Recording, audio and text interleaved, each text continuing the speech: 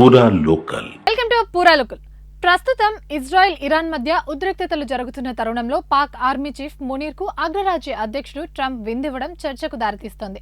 భారత్ పాక్ల మధ్య ఉద్రిక్తతలు తన జోక్యంతోనే సద్దుమణిగాయని ప్రకటించుకున్న అమెరికా అధ్యక్షుడు ట్రంప్ ఇంకా ఆ వాదనను కొనసాగిస్తూనే ఉన్నారు. ఇంకోవైపు ఇజ్రాయెల్ ఇరాన్ మధ్య తీవ్ర ఉద్రిక్త పరిస్థితులు నెలకొన్న వేళ పాక్ ఆర్మీ చీఫ్ అమెరికా పర్యటన చేపట్టారు.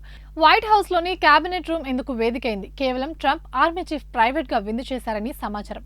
మరోవైపు ఇరాన్ కు పాక్ సన్నిహిత దేశం కావడం, ఇప్పుడు పాక్ ఆర్మీ చీఫ్ అమెరికా అధ్యక్షుడితో భేటీ కావడం ప్రస్తుతం ప్రాధాన్యత సంతరించుకుంది.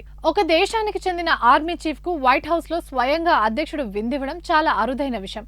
అంతకుముందు ఆయుబ్ ఖాన్, జియావుల్ హాక్, పర్వేజ్ ముషర్రఫ్ వంటి వారికి ఆహ్వానం అందినప్పటికీ వాళ్ళు పాక్ అధ్యక్షులుగా ఉన్నారు. అయితే తాజాగా మునీర్ కు అమెరికా నుండి ఆహ్వానం అందడాన్ని పాక్ అధికారులు తమ దౌత్య విజయంగా భావిస్తున్నట్టు తెలుస్తుంది.